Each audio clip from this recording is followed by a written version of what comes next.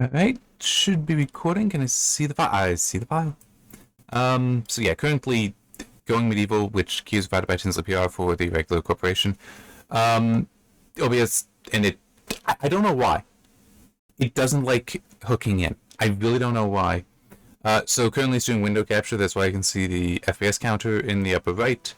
If that disappears, that means it finally hooked into the game directly. So I need to get a drink of water. I should have done that before I started.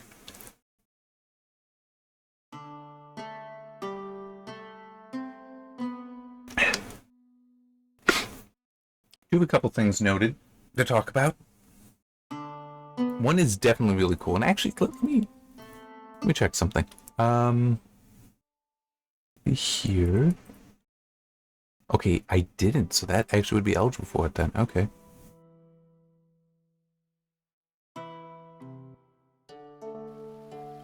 Okay. Yeah, so one piece of news, definitely kind of cool. Kingdom Come Deliverance is getting a sequel after 6 years. It's 2018 that came out. So yeah, that is definitely pretty cool. I still remember that game. Did enjoy it, so I am looking forward to this. Oh, I see. That's up here.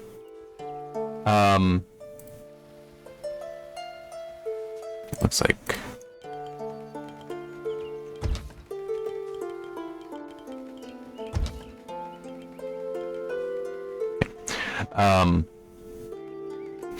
So not too many details on it yet, except that it is a direct sequel, and I'm pretty sure they did use language direct sequel, which to me at least, I interpret that as meaning you're picking up where the other one left off. I mean, there might be some gap, but,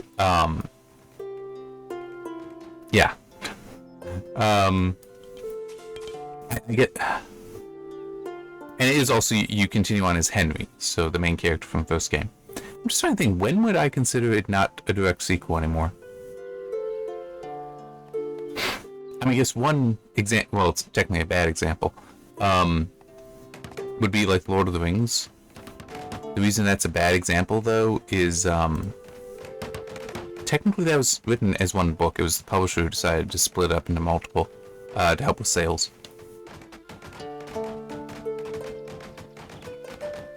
I'm gonna need a lot of that, aren't I? A lot of leather.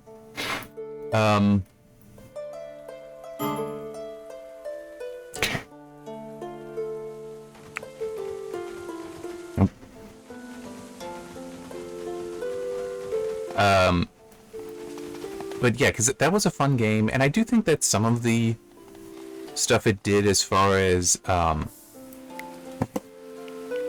screw it. Let's mark that one. Yeah, wildlife.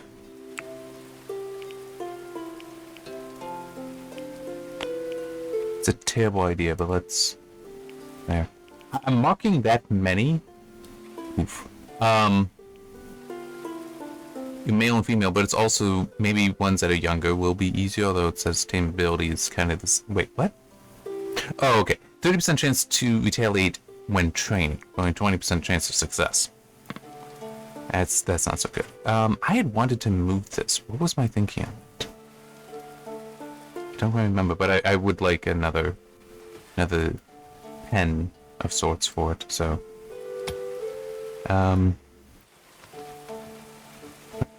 one, here, 1, 2, 3, 4, 5, 6, 7. Okay. So, 1, 2, 3, 4, 5, 6, 7, 8, 9.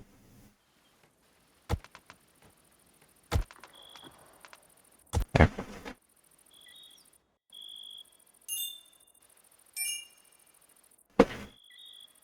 Because I knew I need to have some gaps around. But there.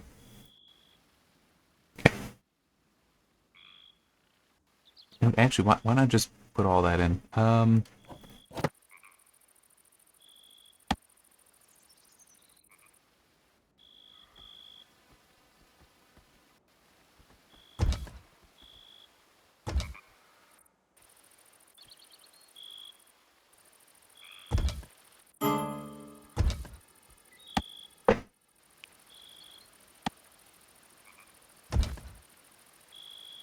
Oh, I forgot to do that.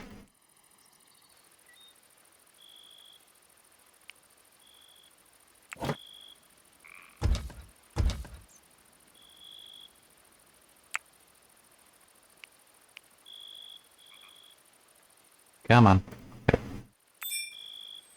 There.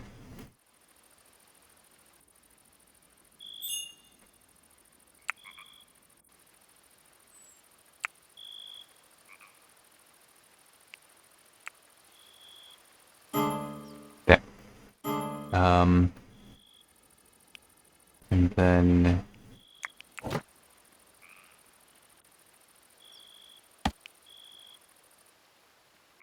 go there. Off there.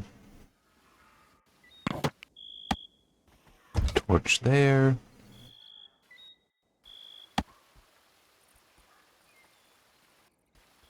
There.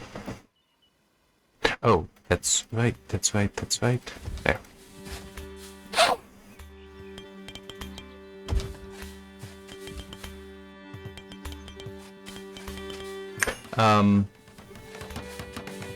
Sorry, coming back to the thing, the Kingdom Come Deliverance 2. And by the way, what I was checking, Kingdom Come Deliverance, I didn't do a review playthrough for, so it is one that I could do a Let's Play Plus, video recordings in.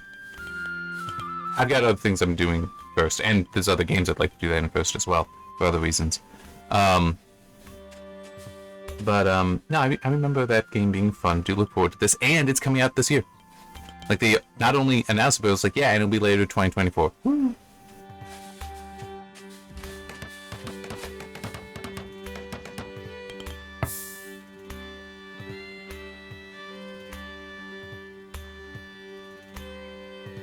Okay.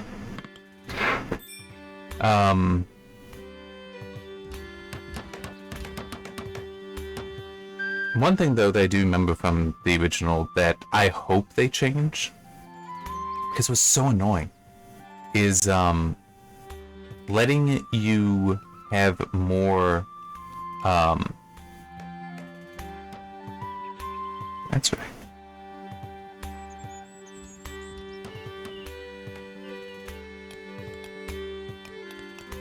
I don't know why they just don't want to do this. Letting you have more use for your blacksmith skills, because Henry was the son of a blacksmith. He knows some stuff, and you are able to actually take your swords in and sharpen them, which they also kind of use as repairing. Like that is just how it is kind of applied there, and it does also sharpen them, so they are more powerful. But it's like, yeah, why can't he sharpen axes? Why can't he repair armor? I'm saying he should have more skills than just using a wheel to sharpen a sword. It's like it's reasonable to believe that anyone with a sword that's trained to use a sword would also have been trained how to do that. Because that would be maintenance. So, yeah, hopefully they do some stuff there. But that's me wanting that. I don't know how many other people.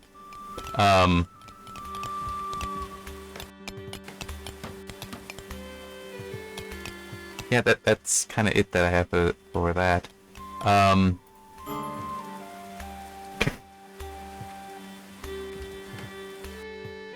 Wait.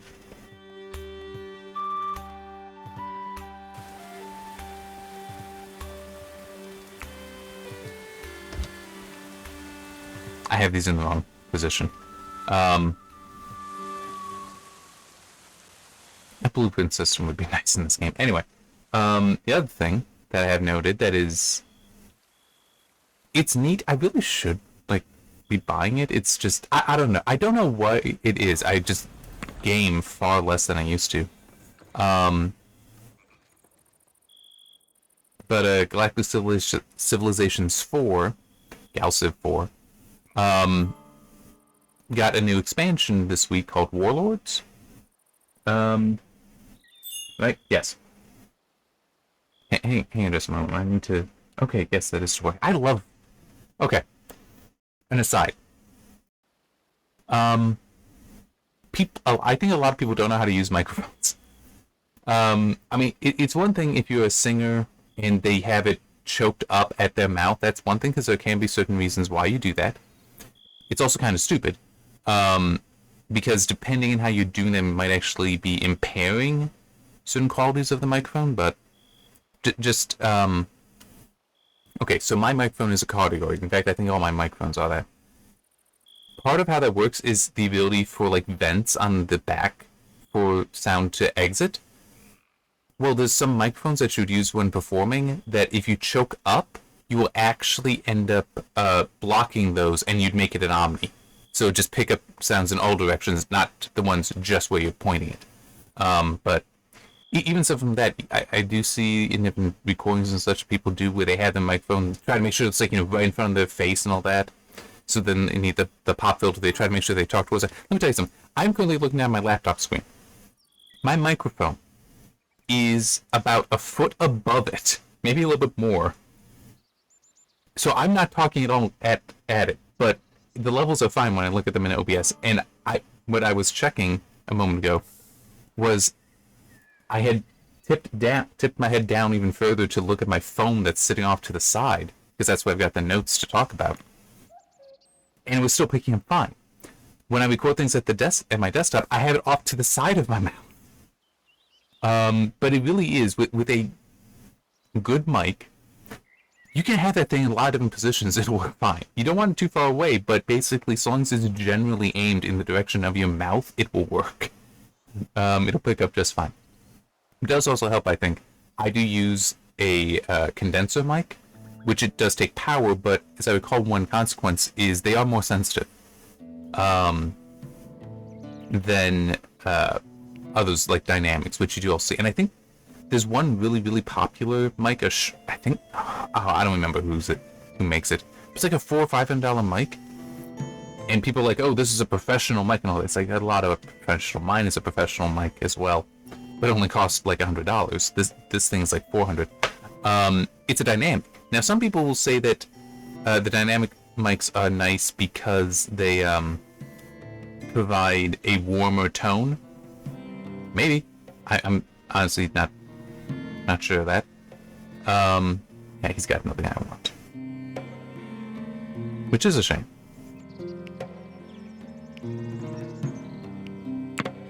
But yeah, it's... The funny thing is, because I got the money, I actually would there's a part of me that would like to upgrade the mic, but it's like I have no reason to. An upgraded mic isn't necessarily going to make any change here. It would be more so figuring out better processing of it, like any frequency tuning for my voice. That would be it. Like, that would make a difference, but I don't want to spend the time to do that. I should, but I don't want to. Okay, why are they... Let me do that one. You tried to tame a boar, didn't you?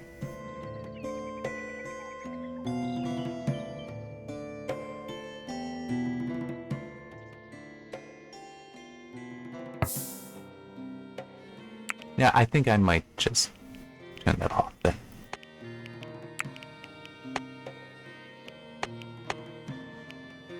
Although, is there anything else? Well, yeah, let's look at the... Oh, wait, no. It's, Seriously? I didn't realize that there was some cattle out there that I could go for.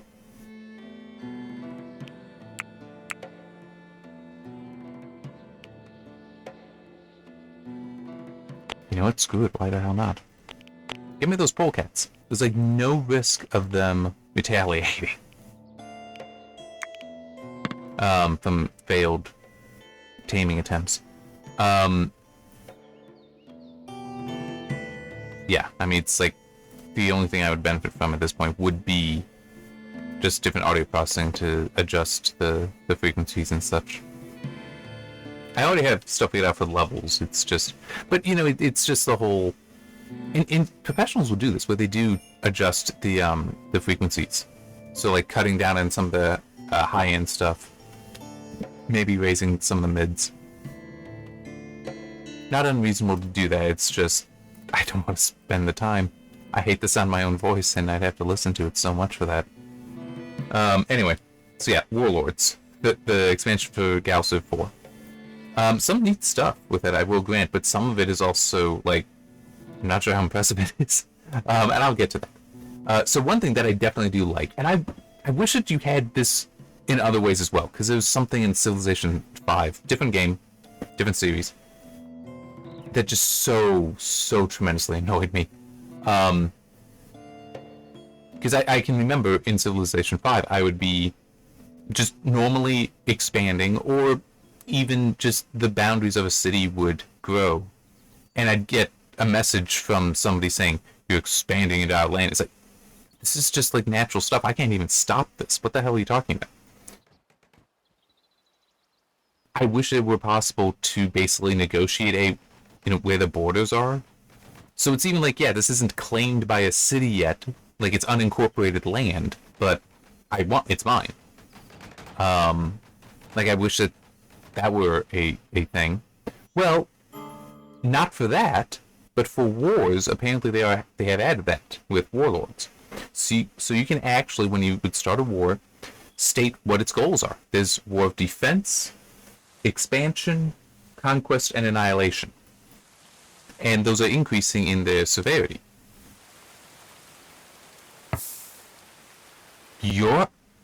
The hell? You know what? Hang on.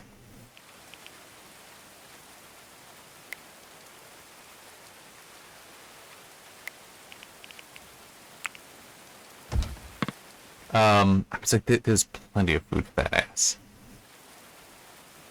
Where the hell is the ass? Here.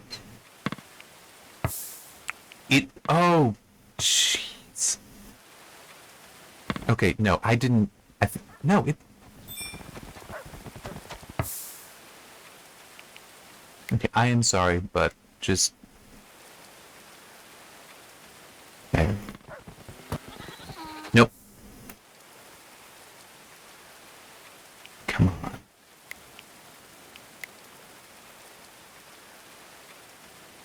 No, come on. Oh my god. Oh no, it is marked for open. Okay, good.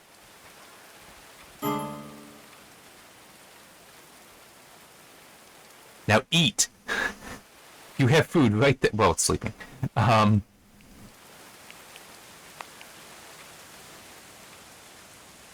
I didn't realize that wasn't trained or anything.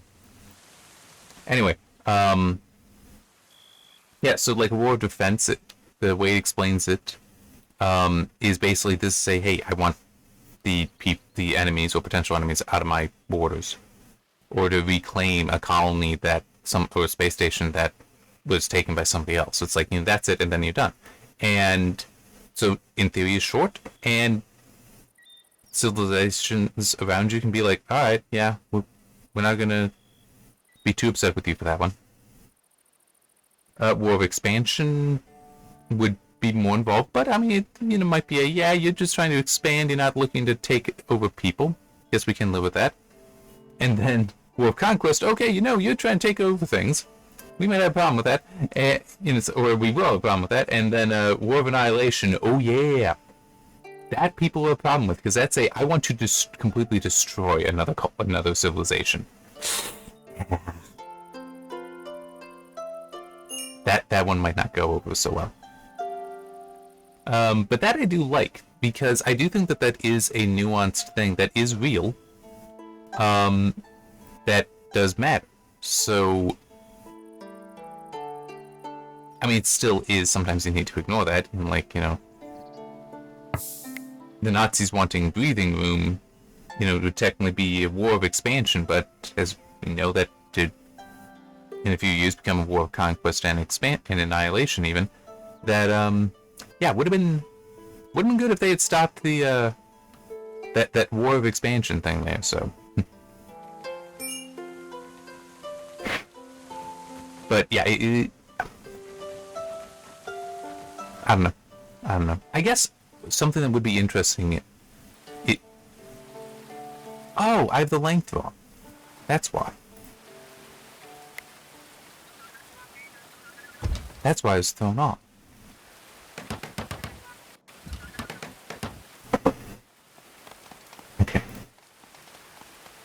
Um,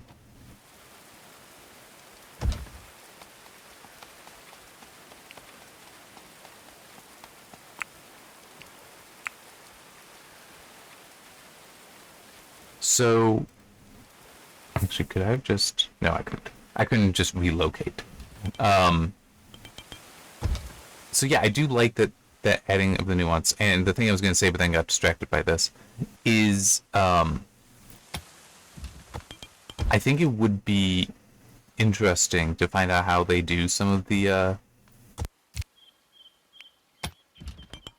how they decide some of these things, because arguably I can see that just being a, hey, let's see what people do when they play multiplayer, because you would see some players being like, look, I'm starting this war, I'm going to war with you, it's got nothing to do with like actually trying to kill you. It's just got to do with, I want this area and this is what I need to do to get it. Like you could have that discussion in real life when playing a game with friends. So I wonder if there's some element of that there, as opposed to against an AI that needs to be programmed for certain things. Nothing that they're adding is called combat doctrines, which it reminded me of something from Dragon Age Origins. So, I mean, sort of, not completely, but in Dragon Age Origins, you had the ability to adjust the AI for your companions. So, like, how will they respond to certain things? How will they act in combat and such? And that's what this is. So it would allow you to effectively create new ship classes, because you could design a ship of whatever size, and then you determine how it behaves in battle, which would be kind of interesting. I wonder what kind of depth, because I'm trying to remember where it was, but something I saw was that, at least in theory, destroyers, one of their uses, because they are so small and so fast, is actually to try to take hits for larger ships. Yeah, seriously, like they will try to get between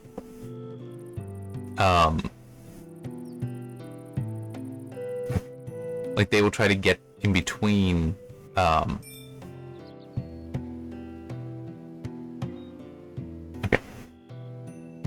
a like battleship, which would be very large, very powerful, and so you would also not have too many of them, to take torpedo hits. I don't know how necessarily accurate that is. I think it may have been something with like World of Warships that I saw that.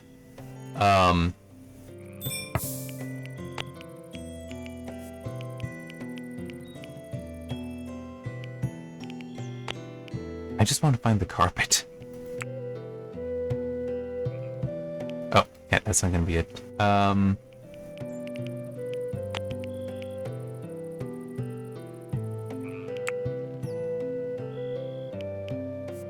Okay, maybe no more have been made? I'm sorry, it really is stupid that this whole... They need to re-engineer this system.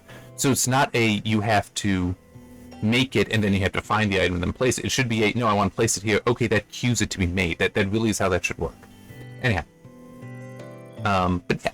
But, yeah, so the combat doctrine thing, it is definitely interesting. Oh yeah, and I was saying with the World of Warships, destroyers are very fast. So in theory, you could do that in World of Warships, but that's a video game. That's not real life. So I don't know if that is what you necessarily do.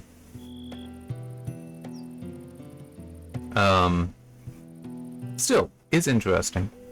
Oh, and as I was saying, it's like I do remember that kind of thing in Dragon Age Origins, which I've not played for a very long time, to be fair. But I do still think that it was there.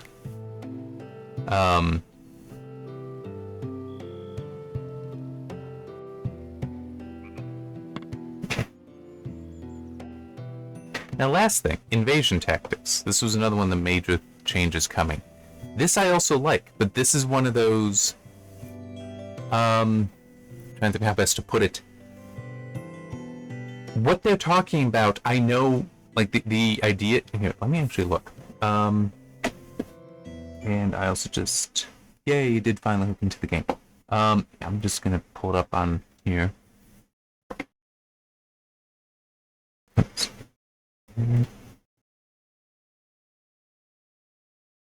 I'm looking up older games.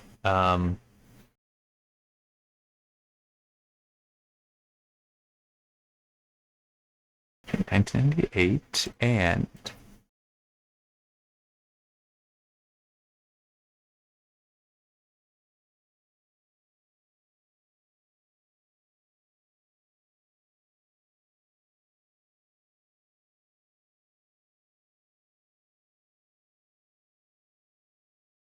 oh, it's right there. I just didn't see it. Okay. And 1992. Oh, wait, no. 97. Okay. So, 97 and 98. In 1997, we saw the release of Pax Imperia Eminent Domain, which, in my opinion, is one of the best 4X games ever made. Now, to be fair, I grew up with it. And, well, sort of. I would have been 9, but, so it was a little later than that, but it's a classic game to me. I'm trying to remember what other point I was trying to make with that. Nope, can't really come to mind. Can't really bring it to mind. But still, from 1997, so quite old at this point. In 1998, we got Star Wars Rebellion, which is another 4X game. Now, there's a reason why I'm mentioning both these. So, Invasion Tactics for Warlords, Galactic Civilizations for Warlords, which released this week. That expansion released this weekend. Here, let me also just.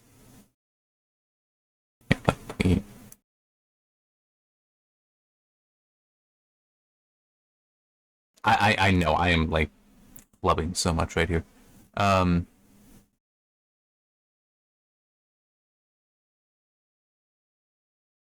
It's just I'm trying to get the information, specific information.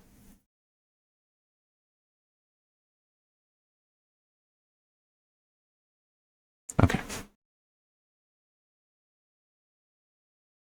Okay, and the first Galactic Civilizations released in 2003, the second in 2006, third 2015, then Galciv 4 released technically 2 years ago, but would focus on Warlords, that released this week, okay? So, with Invasion Tactics, you can now, when invading a planet, select other options than just putting boots on the ground. You can use biological attacks, propaganda, mass driver attacks, and more. I think the whole list was given there because like an EMP attack is in there as well. But biological attacks, propaganda, and mass driver attacks. So I'm going to interpret mass driver attacks a little differently as just orbital bombardment, right? Orbital bombardment. There's in Pax Imperia, 1997, you could unlock nuclear bombs to drop them on planets. Okay, like that was absolutely a thing. Okay. And you would even eventually get to a class of weapon called just special weapon that was very special because they typically had long to extended range, which, to give you an idea of extended range, what that means is you could have a ship sitting so far away from a planet that you don't even have to cross its minefield, its defensive minefield, and you can bombard the planet with these things. Oh, and also, it can be used to attack ships. The orbital bombardment weapons, otherwise in the game, are only good against. Yeah, sure. Are only good against.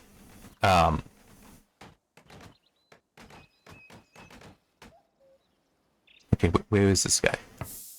I didn't turn him away, did I? I said I wanted him. I may have screwed that up. Because I was distracted and it's like, do I have a place for him? Hang on, how many do I have? 1, 2, 3, 4, 5, 6, 7, 8. Okay, I've got 9, so I would be able to take him if I didn't hit the wrong button, but I may have.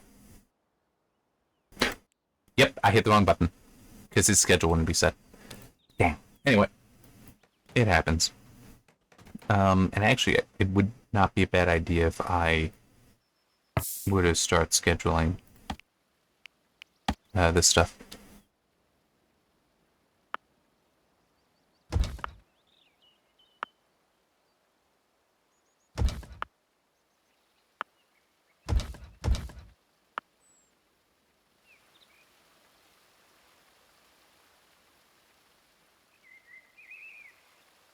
Why do I have a...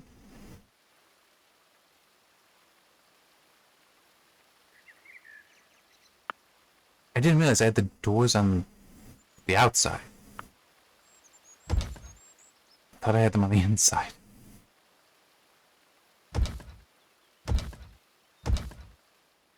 Anyway, but yeah, I mean, the special weapons were awesome. But still, it's like, if we do interpret this mass driver is just auto bombardment, that's an old idea. Pax Imperia from 1997 had that. I think there was also biological attacks in that game. I'm not certain on that one, though.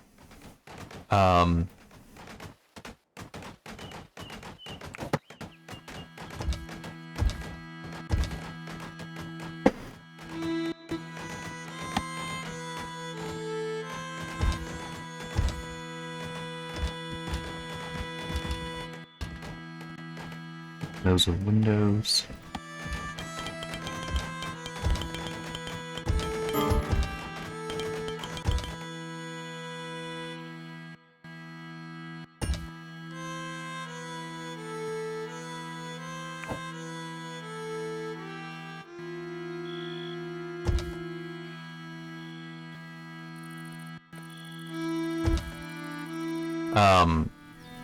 Okay, so that there, and that to that. I know I've played a classic 4X game, though, that definitely did have biological weapon attacks for eradicating populations so you can more easily take it over. I know that for a fact. I know I've seen that. And it might be in Pax Imperia, it's just it's so much more efficient to use those special weapons, so I would use those. Oh, got plenty of things we need.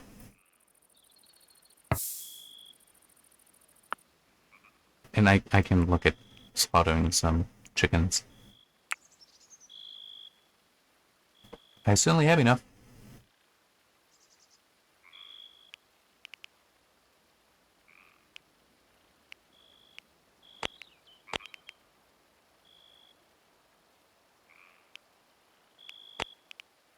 There.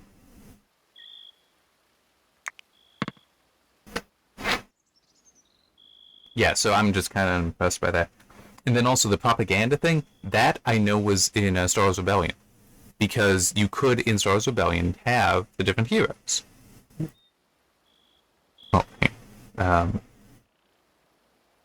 So you could have, like, Darth Vader. And you would just you could assign him to a planet. And what he would do is try to sway them. To, be more receptive towards the Empire, or you could have Princess Leia, and same thing. Have her sway them to be receptive towards the rebellion. And then when you put boots on the ground, everyone just welcomes you. And that was a strategy I actually would do, is I would basically take over the space around a planet, and then I'd put some of my heroes down there and just, have them constantly work on the planet until they wanted me there, and then I would put the boots on the ground then. And it worked. It was very effective, because that way I had basically no combat necessary to take over a planet. So propaganda, I know, is also a thing. And it's just... It kind of goes to what I've said other times, other ways, that some of the stuff, like, there's a lot of old games, classic games, that, yeah, they're old, but they did things that we don't do anymore.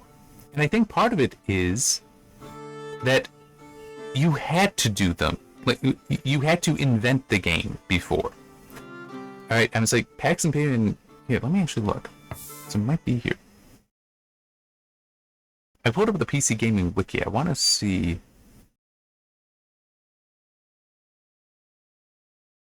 Sometimes it lists the engine used.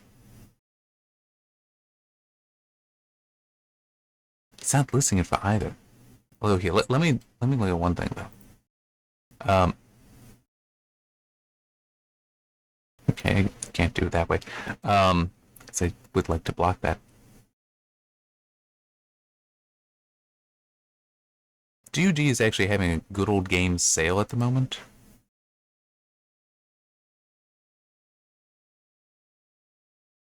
And both of those I know are on GOG. I just don't know. Here we go.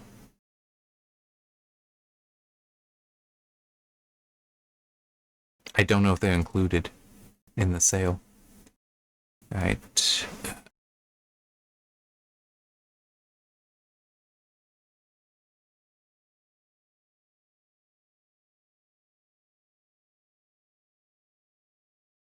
Nope.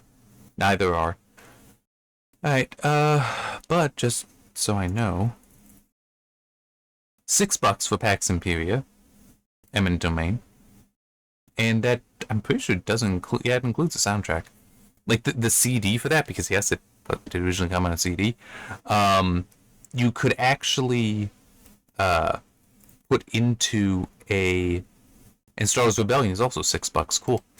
I mean, if you like 4X games, Star Wars Rebellion was the first 4X game to actually have 3D rendering of battles. But Pax Imperia is just such a good game.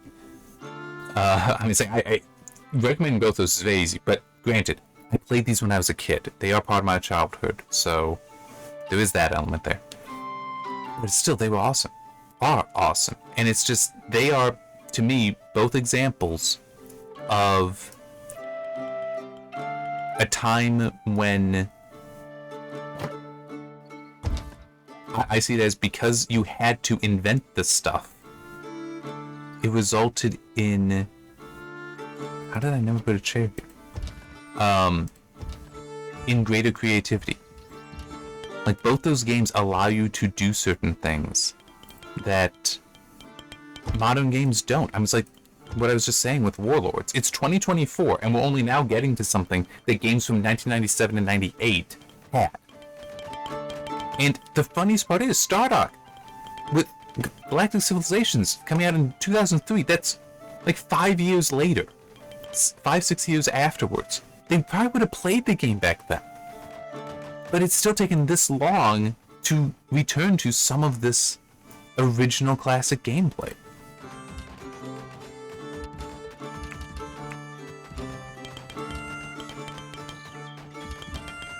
But as I've said before, and I'll just repeat it again, I do think that today you've got so much that is, am I running out of wood?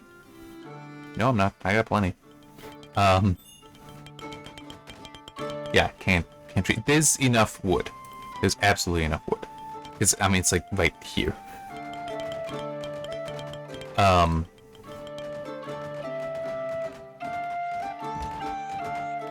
Oh, yes, torches. I do need those as well.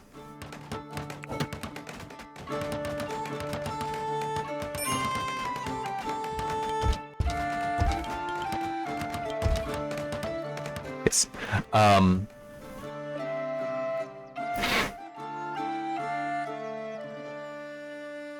My brain is not wanting to turn on all the time. But yeah, so my whole theory is that, especially, I mean, the best example today is just modern game engines, and how, like, Unreal Engine, anyone can just use that. So a lot of people, I think, are just using that, and whenever it offers, like, say, oh, I've got the ability to do this, I'll just do this.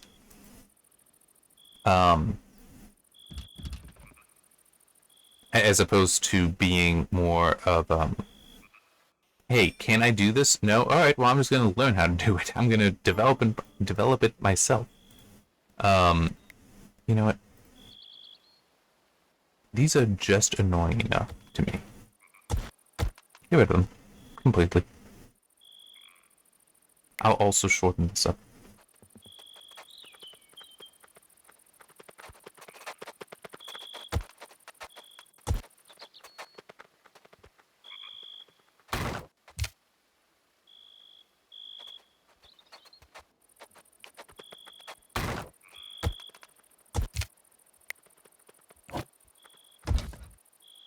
Actually, that's true.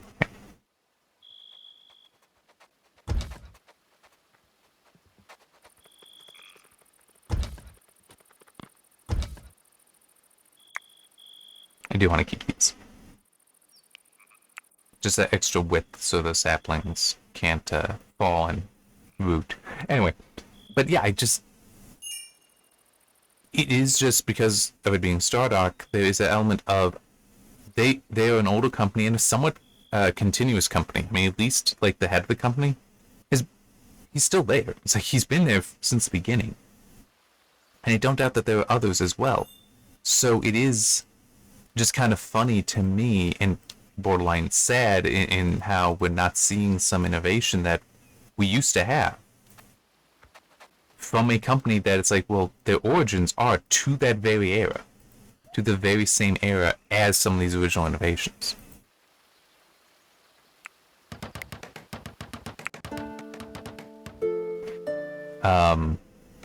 Yeah.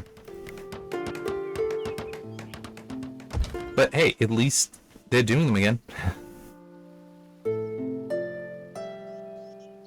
At least we are seeing them exist again, so it's not all bad.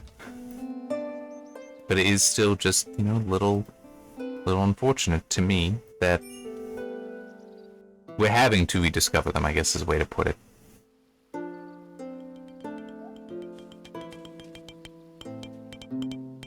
But also, to be fair, some of that stuff, there's like no way you are, come on, there we go.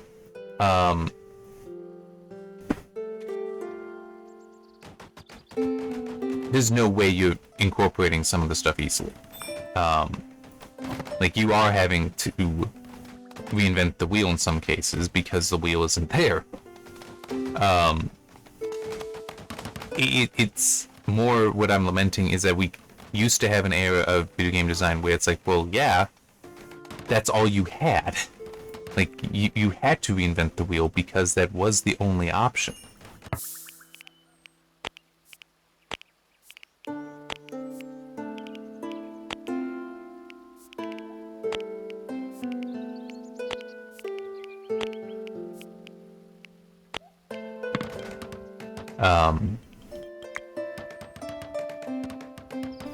That's right, hang on. And no, maybe it wasn't.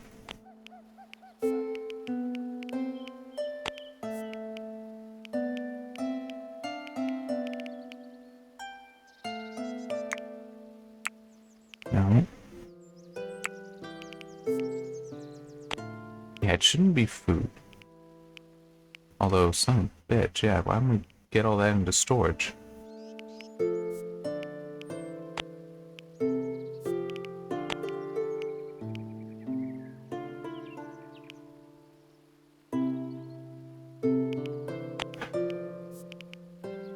They're gonna be running around so freaking much. But it's like, I mean, this stuff needs to be done. It annoys me that it doesn't get done. You know what? Yeah, even that. Well, okay. Some of that should have been left.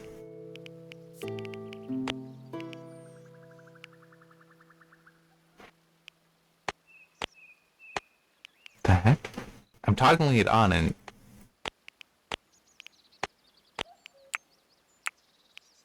That's weird.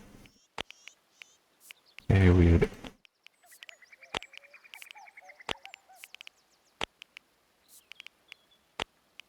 Okay, here we go.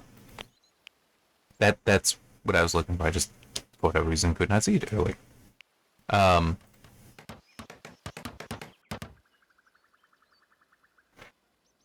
this is going to be funny because they are just going to be sprinting around because of Urgent Hall being at 1 and so early. But yeah, so the thing I lament, because I know I'm just jumping around. To me, I do see it as wonderful that, okay, maybe I can actually use this as an example.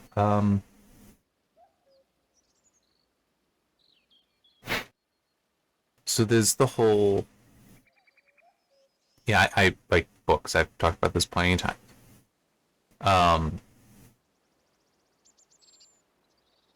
And I do use certain tools for that, right?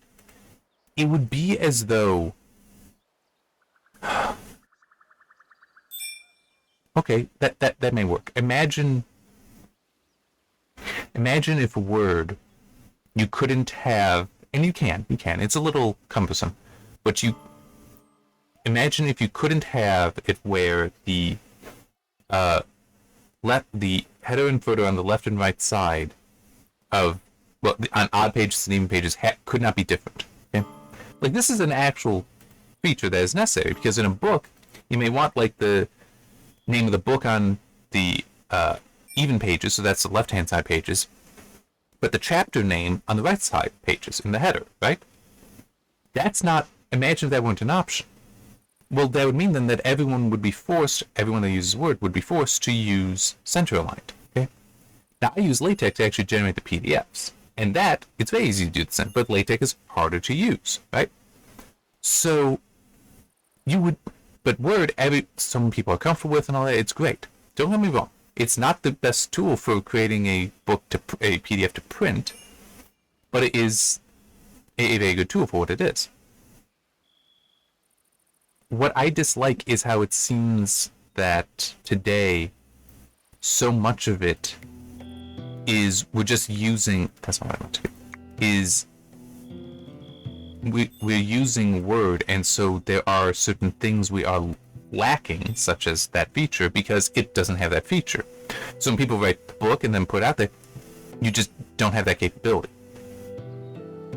Whereas so many years ago, before Word, you would have seen LaTeX being used more. Maybe. Well, I mean, maybe. I don't know. We're just hypothetical. Assume that is true, even though it probably isn't. So you end up with that issue then of, just because it is newer, it actually has fewer features. Whereas the older thing, it's harder to use. Few people end up using it. So the result, so once you get Word, now more people can do this stuff, but they don't know how to use some of the features of the older stuff, how to gain some of the features from the older stuff. And I feel like that might kind of be where we are today with some game development, where because we are just, everyone, or many at least, are using these tools. Don't see need for some of these. That I actually can't see need for. But a result of that is a lack of innovation. And that completely is just a theory of mine. It just kind of makes sense. It's like I said, I mean, a game from 1997, a game from 1998, both of which have gameplay features that you do not find in modern games, and they're both really fun. So why is it that we don't see those continued? I mean, like, it was Star Wars Rebellion, all right? It's not like that game didn't get attention. It got attention. And Pax Imperia, I don't know how much attention it got, but it's a great game. So it is just this kind of weird and wonky situation. I just find the Warlords thing amusing, because it's like, this Stardock is an old enough company, and with veterans there enough that I don't know. That would be an interesting question, I guess, to ask. In theory, I could. I don't think I will. Okay.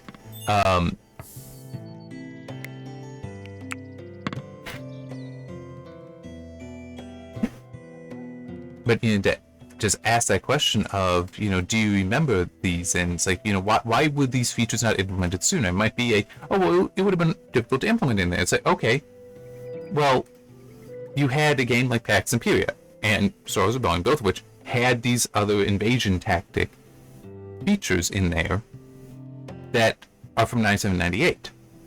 So clearly it could have been done. What was the cause that you prioritize these whatever other features? There's a lot of features in the games, don't get me wrong. But basically, what was your prioritization process that saw these that you now have in the expansion lower than others? Especially since we already had them in other games. So what was it that you felt, what other feature did you feel was more important, was more valuable to get in than these features that were in already successful and well-loved games?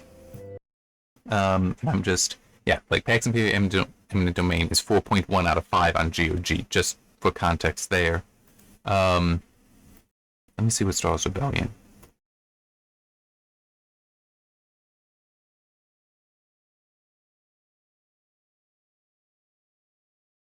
.4 out of 5. So I mean, these are both well-loved games, even today. Because, well, I don't know how old those reviews are, but it still is in the whole. Yeah, this is.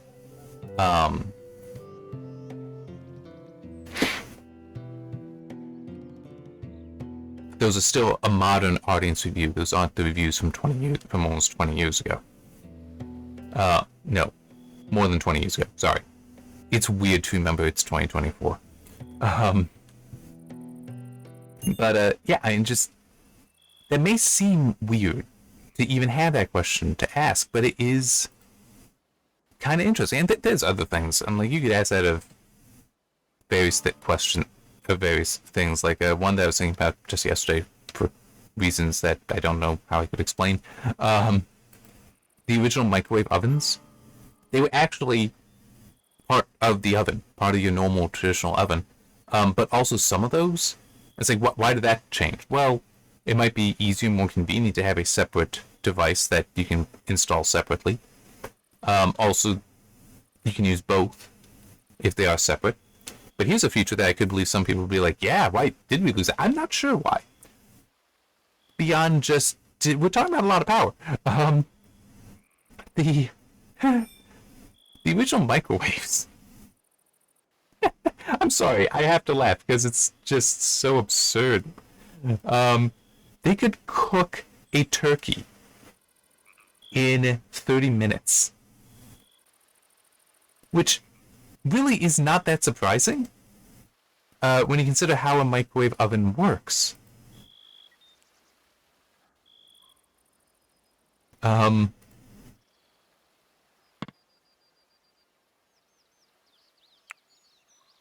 because of its more direct heating and being able to penetrate into the meat as it can, it makes some sense that they would actually be able to cook a turkey so rapidly. But it still is. I can imagine a lot of people. Oh, yeah. Today would be like, wait, I could cook a turkey in half an hour instead of in like 5 hours? Why did we give this up? But it is, I mean, that's a hell of a lot of power. And it's also a physically larger device too, since you'd need to be able to fit that all in. Okay, so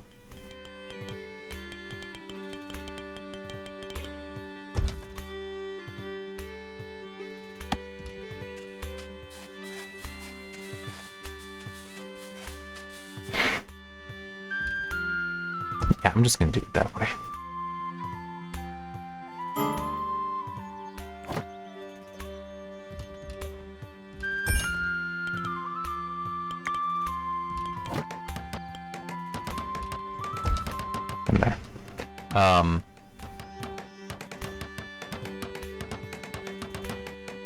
There could also be an element of you don't want to cook everything with as much energy as you cook a turkey. Like that can also be a thing. Like there are some things where you're supposed to turn down the power. I just adjust the time accordingly. But yeah, it's in theory there are always reasons, but I could also believe that some of it, especially with game development, is a lot of people they just don't know.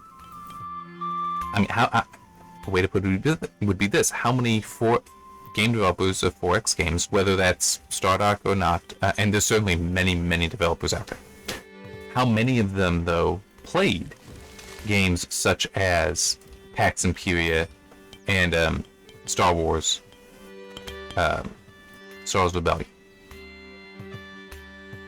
I can believe a lot of them haven't. I can believe a lot today haven't even heard of those two. And there's nothing wrong with that. It's not like, oh, you're not a real developer if you haven't played these games. It's like, no, that's not how that works. Not how it ever should work either. You shouldn't gatekeep, but it is still a it makes me wonder what could be gained by trying to compel, well, I shouldn't say compel, but encourage developers to do that. It was like, no, we actually do want you to play these games. And you know that... Okay, you know what? I will save at the end of this. Yeah. And then I want to check something. I want to check something.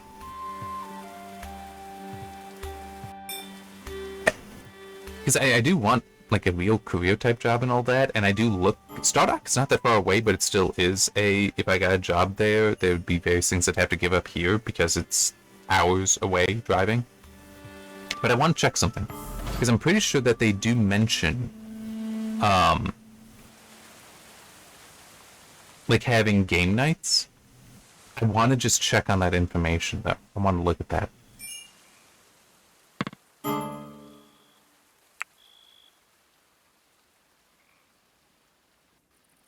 Okay.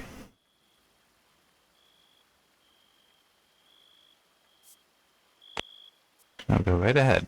You guys want to put on those gambesons? You can.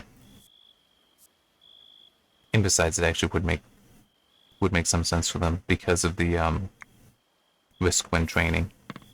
Taming, I mean. Okay.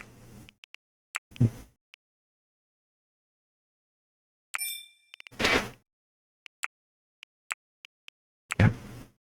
Okay.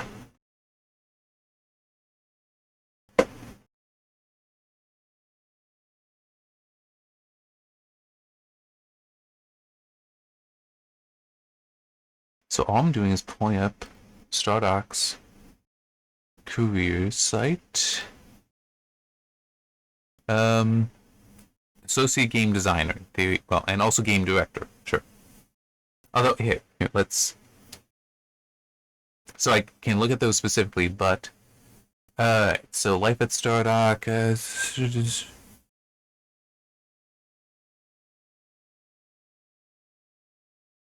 Yeah, we've been in the business for over 20 years and have exciting plans to grow into the future is one line there. It's like, yes, over 20 years. That's why I'm kind of singling them out with the whole Warlords getting stuff that's over 20 years old. Features from games over 20 years old now.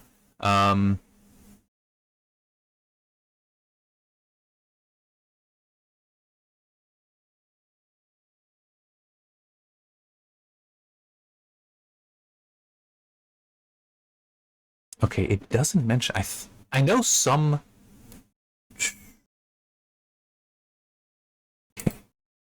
Yeah, so it's not listed there.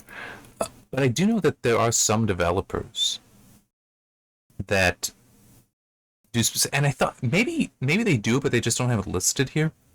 I mean, there is frequent team building events and employee celebrations. I thought I had seen something where they do like a monthly game night at Stardock. I could be misremembering that with regards to Stardock specifically, or like it could be a different developer.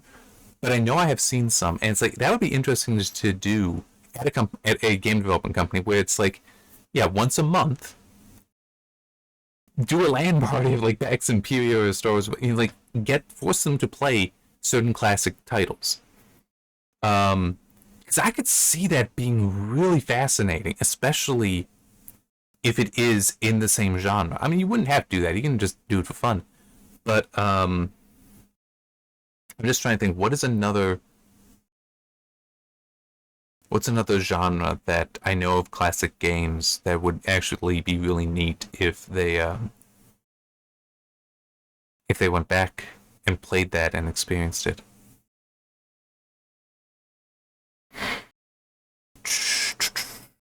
I'm none are really coming to mind. I mean, it's just I know it is for 4X. I just cannot think of another genre. I mean, kind of the dungeon crawl thing, because if you've ever played Castle of the Winds and Castle of the Winds 2, Diablo is way less impressive. I'm sorry, but it is. You play those and it's like, oh, Diablo is this, just at like 3D. I mean, There are some things that are different. I don't recall there being the equivalent of gems in Castle of the Winds, but I mean, here, let me try to actually check on this. Castle of the Winds. Will that even show up? It did. Okay. Yeah. That is correct. Oh my god. Oh, that I didn't realize. Oh man, that would be wild. Okay. So I got that. Now let me check on this. Okay. So Diablo, originally released in 1997. Okay. Castle of the Winds 1, released in 1993. So it was released for Windows 3. Whatever. I remember it on 3.1. I think it also worked on 95. Yeah. Wait, what?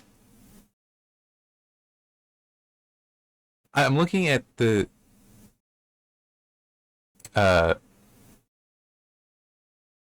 PC Gaming Wiki, and it's like you can just apparently download it from an archive of the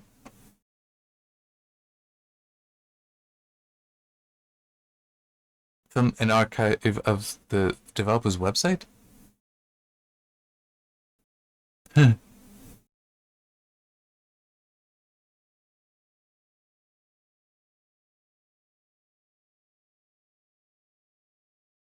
Seriously? I have no idea. It probably won't work. Holy crap, though. You can actually download it. Okay, I'm... It's from the web archive. So it's like internetarchive.org. The download is from 2006.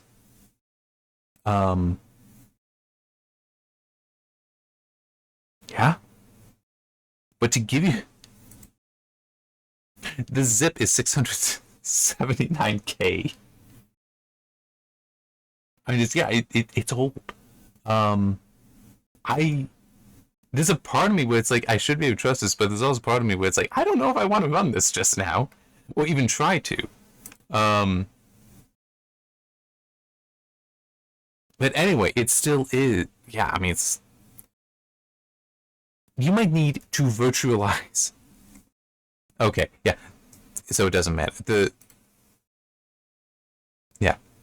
The Windows 3.x version of this game does not work on 64-bit versions of Windows. See availability for affected versions, which would technically be all. But they are free. So in theory, if you could virtualize 3.1, or, well, if it's just 64-bit, then that means you could do 95, 98, 2000, and XP. There was a version of Vista, I think that was 32-bit. I don't think it was... Yeah, because even 7 had a 32-bit version. But they really wanted you to go to 64-bit at that point. It was 10, definitely, that I think they only ever did 64-bit. 11, undoubtedly. I think 10. I don't remember with 8 and 8.1. But in any case, it still is... This we are talking about, and it's also like the developer's website thing. The explanation that the guy gives is back in the late 80s, I was trying to learn Windows programming to get off the DOS Word, where I was then working. So naturally, you decided to write a computer game. It's like, this is one dude. Wait, what? Hey, you've got to be kidding me. The dude... According to this, he grew up outside of Cleveland. That's what what? I wish I'd seen this before. This is kind of hilarious to me. Wonder where the guy is today. But it's just... This, as I said, if you were to play this game, and if you know Diablo, you might be like, oh, yeah, Diablo is not even close to being all that original. It's more Viking mythology, Norse mythology. I'm saying I know the final boss is Suitor. I'm trying to remember if you have to deal with Loki. You might meet Thor. Don't quite remember, but I mean, it was a really, really fun game, and even in the developer's website thing here. It says, actually, I decided to write a video game. What I didn't expect was that Castle of the Winds would generate some 13,500 registrations and continue to generate an mail. I'm assuming it just means some mail to this day, which this was last revised supposedly in 2003. So we're talking about a decade later, who's still getting email about it. At this point, I get the game away for free. Part 1 was initially like shareware and was intended to be free. Part 2 is what you'd have to register, you'd have to pay to get. Yeah, shareware was once a thing. But that also was like a very clever design, though. It's like, here's the first game free, the sequel you have to pay for. So it's almost like a demo. But man, it just... And it was also, by the way, procedurally generated. The map levels varied. There would be specific features. Because like in Castle of the Winds 2, well, the top level... In Castle of the Winds 1, you go into a mine. That's what the dungeon is. The top level is always the same. Every level below it was random. Castle of the Winds 2, top level again the same. I think it was level 3 or 4. There would be one feature that would always be the same. And the reason why, and in Castle of the Winds 2, you actually went into the castle. You're going through levels of the castle.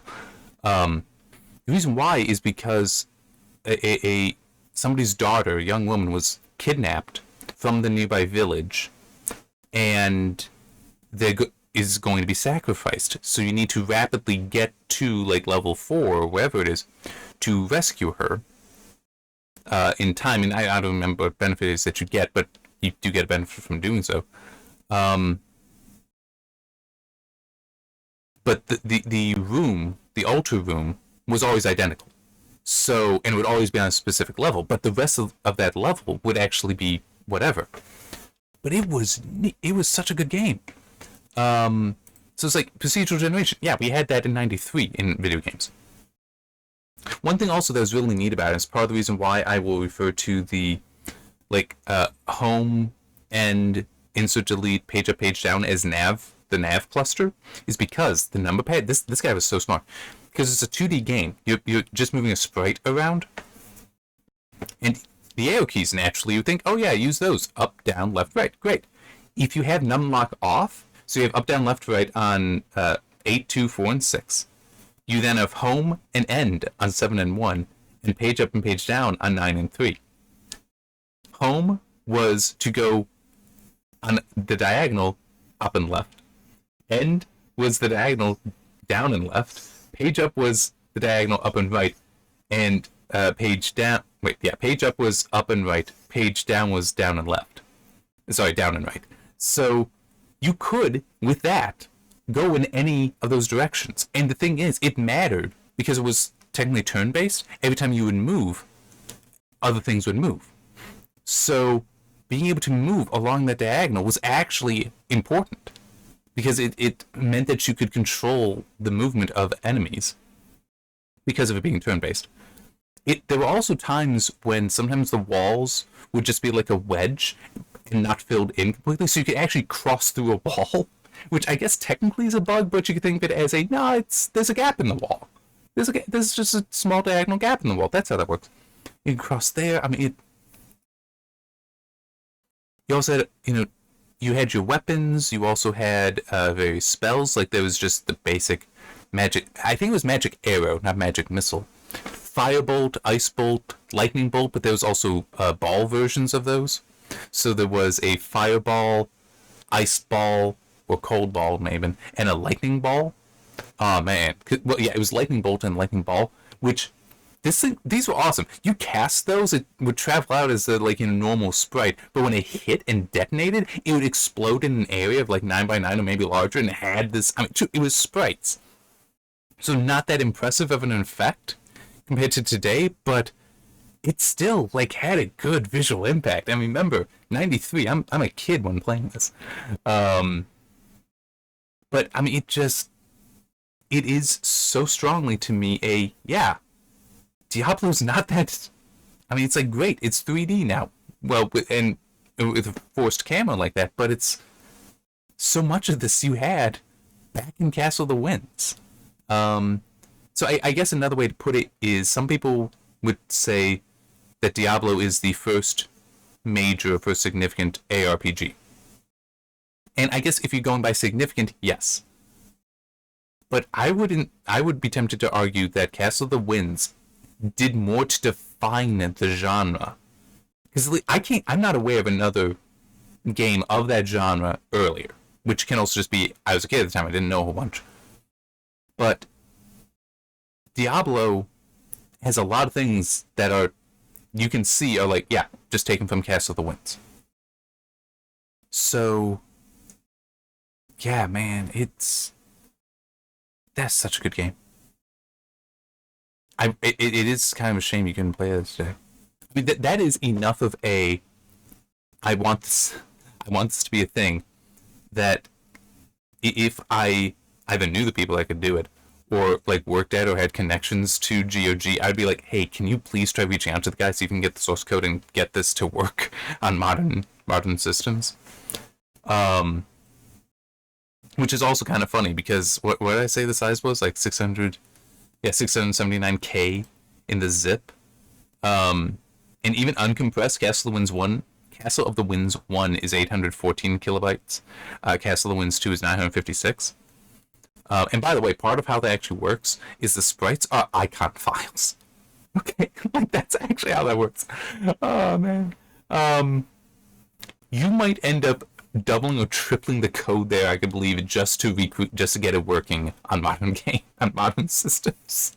Oh man, but it still is. Remember what this was a dude who wrote it himself. It says that it was published by Epic Games, but this was a guy who did it himself and had such success there. And it just, true, 13,500 might not be enough to say that, oh yeah, that's Blizzard learned stuff from him. It's like, yeah, I could never make that claim, but it still is just oh.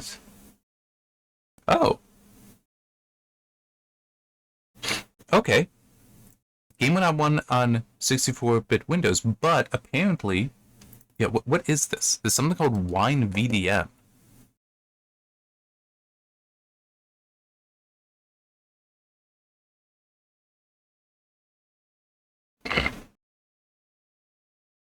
Okay.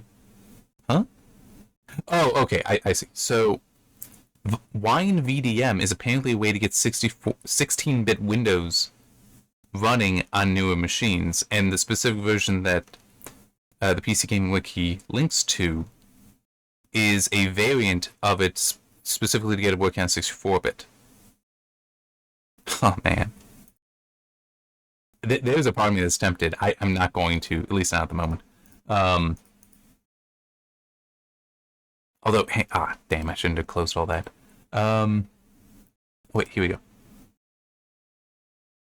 Yes, so the zip for, and it's on GitHub, the zip for this Wine VDM is 1.46 meg. So yes, it is bigger than both of the games. Both of the games combined to get it working. But I feel I have to point this out. 1.6 meg, now true, uncompressed it would be different, but 1.46 megabyte, 679 megabytes, so that's about 2 megabytes total compressed. That would fit on a 3.5 inch floppy disk. Okay, it would, because I think those were about 3 meg. I might be wrong there. I don't know if I still have any around that I could go and grab to look at, but technically you could do that. You might have to do that. Oh my god, I don't know if that's just exposing how old I am or not. Here.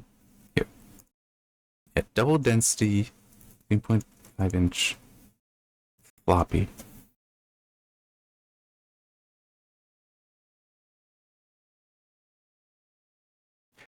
Okay.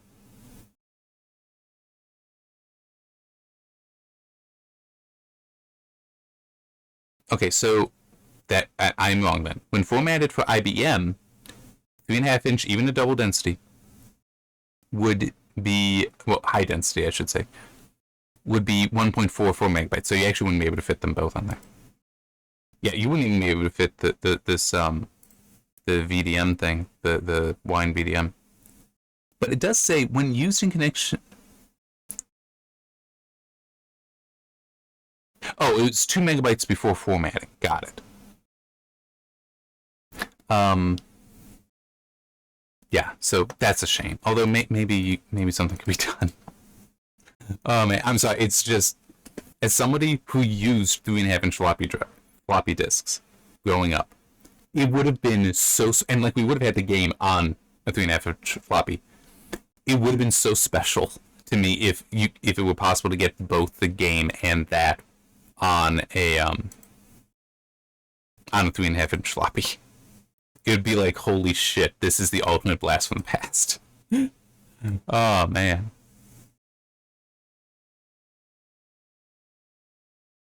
Yeah. But I'm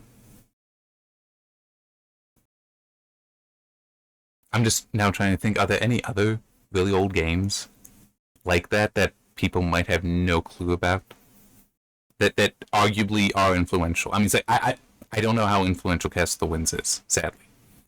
But it is still I look at that and it's like, yeah, this, you can see, even if Diablo was completely developed independently, no one there had ever seen anything there, it still shows that certain aspects of that design were common knowledge, in that two completely disconnected groups, would come to the same conclusions. But it is still, as I said, it was 4 years later. Like, it came out in 93, Diablo in 97. So, and even with 2 or 3 years being in development for Diablo, that still is it's reasonable that they did, in fact, they were aware of it, that they had encountered it. It just depends on how well it's spread. Just the free version, because he said 13,500 registrations. That's for part 2. The freeware version, the shareware version, there's no telling how much that spread.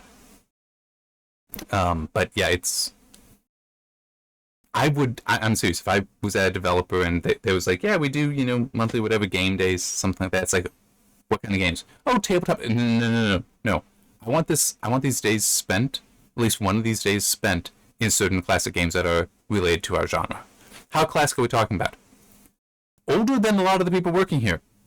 Why? Because there's stuff they did we don't even think about doing anymore, sadly. I'm just trying to think, what would... You know what? Okay. This might work as an example as well, and then I will try to stop talking. I know I ramble so much. It's just what I do. I have the original Matrix on Blu-ray. I have seen the sequels, the 2 sequels, which I don't think are that good. That's why I don't own them. But I'd seen some stuff talking about the new, Matrix Rebooted? Whatever it was from a few years ago.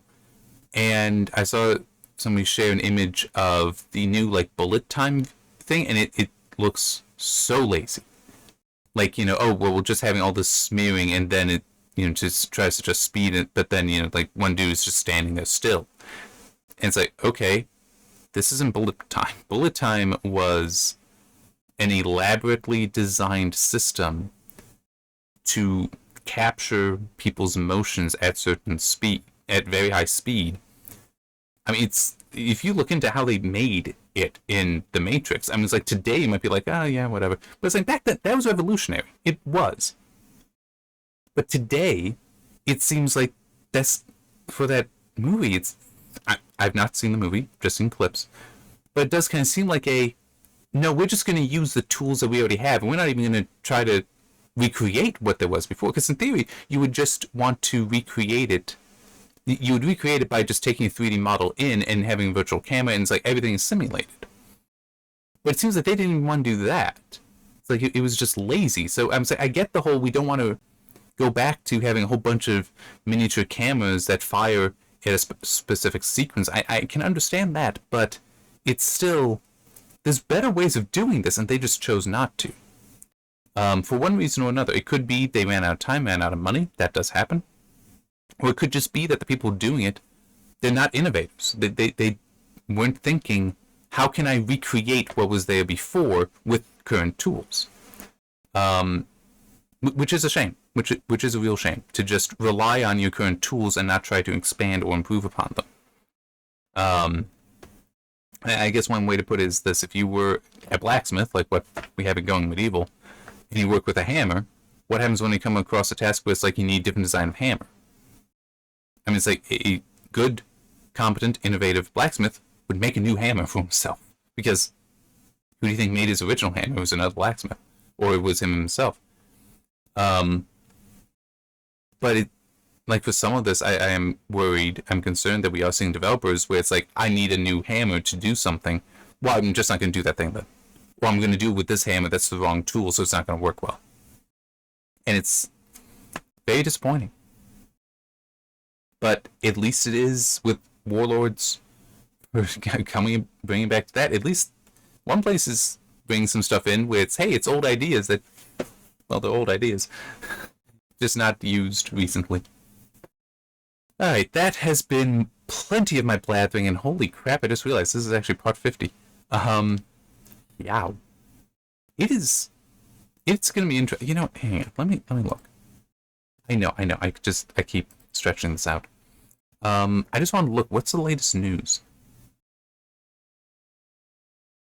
The experimental branch got an update 18.13, which, based on that save, where the release version is on 16. I'm just wondering, because 50 parts, and some of those are like the original, when there were major updates I did, not the weekly stuff. So I'm just wondering how long, if there's any expectation of how much longer this will be in early access. I don't know.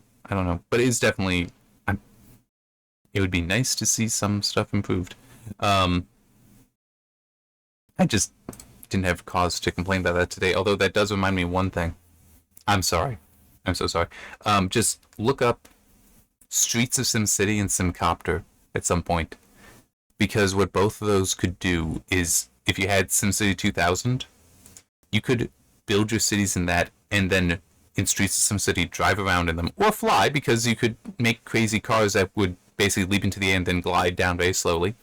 And you could put machine guns and rockets on them. You could do that. There's also a way that you could like break the simulation to a degree, and launch the car crazy heights. It was awesome.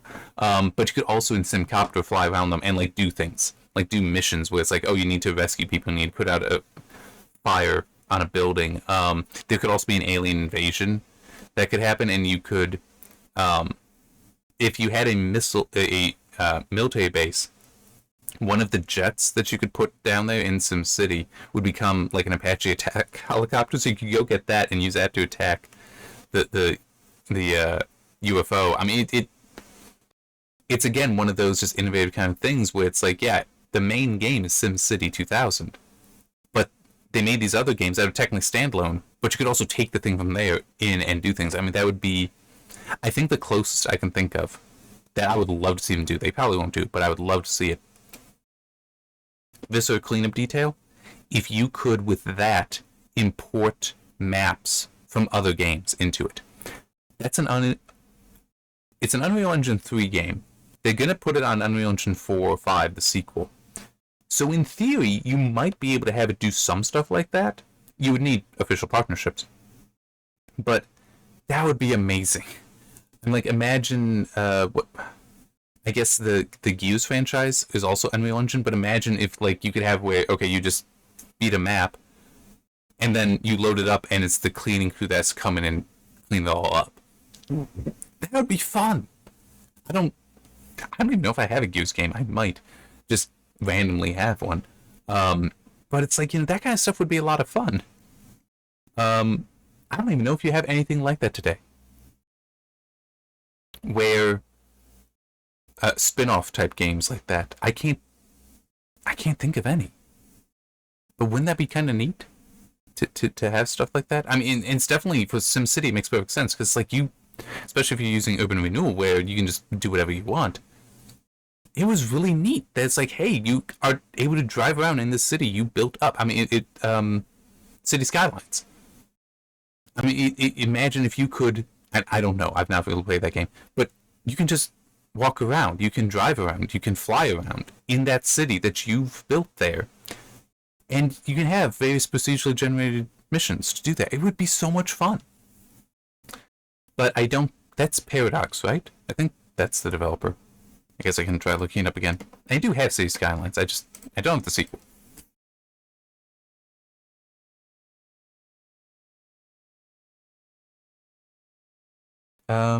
Yes, Paradox is the developer. Colossal Order is apparently the developer. Paradox is the publisher. I think I may have said that wrong. Yeah, it's still Colossal Order for City Skylines 2. Yes, City Skylines 2. My brain is not working the best at the moment. But wouldn't that be awesome? I'll bet there would be plenty of people that would just love that. Or, because Paradox, they also do Stellaris. I'm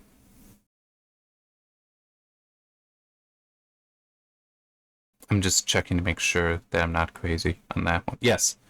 Imagine with Stellaris, if you could have something where, let's just say that there's mech combat in that. I have no idea. I have the game. I don't think I've ever even installed it. But imagine that, and if you had some sort of crossover with Mech Warrior, where it's like, hey, you can enter into this galaxy and start conquering it on the ground. It's like, that would... I think Star Citizen was supposed to offer something like that, but all in one game. I think you don't need to go to that degree. But just offer those little other things so people that want it, and also you make the other things standalone. Because it's also, I mean, it's like, Star Citizen, I have no interest in that. I don't, because like the original announcement for that kind of stuff is like, yeah, that sounds interesting. Didn't want to pay that much money, but today it's like, it's just, is that not in development hell? And it just is such, to me, an annoyance and a problem. That it's, I wouldn't bother with that. There's so many other games that have shipped in that period of time that it would be neat if you did expand. I mean, take No Man's Sky. Imagine if they built something like a 4X game on top of that, where you can fly around, but you can also build out your own empire. The only problem there is because it's technically a single connected universe, you'd have border conflicts with other players, and that would get messy. But I'm really going far afield. But it's still, it's really neat. And you know what? What the hell, why not?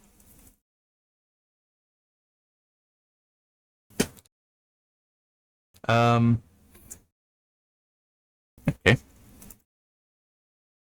Looking up Streets of SimCity and SimCopter. Wow. Oh, yeah. Okay, that was weird. I put in...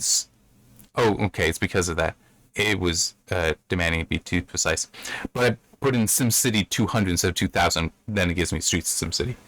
This is from 1997 as well. SimCopter was 1996. Yeah, SimCity 1994. SimCity 3000 was 1999. But it's just... This was a lot of fun.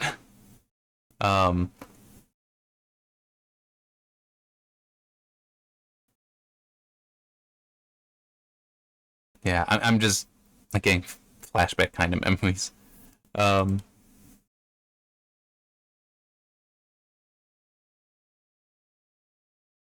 it's...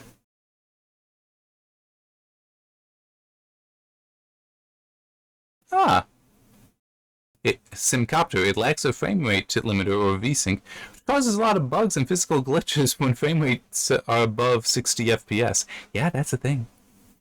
Oh wow, a free demo version is available on archive.org. That is not the case with Streets of SimCity. In theory, though, the discs might be somewhere in the house. Oh my god. I'm sorry, it's just such memories. And as I was saying, I mean, it's like some of this stuff it was innovative.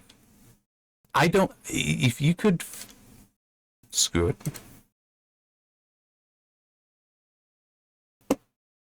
I'm just gonna look this up if anyone has ever done these. It's Sim City. Yep.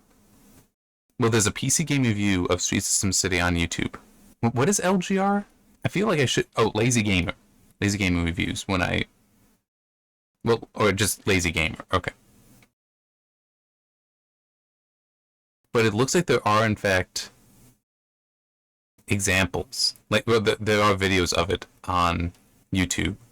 How about Simcopter? Yep. LGR did a review there as well. Yeah. Let's play Simcopter. Yes, it works on Windows 10. Revisiting the 1996 cult classic in Windows 10. I mean, it's... Okay, but yeah, it's just... Seriously, go and look up some of this stuff.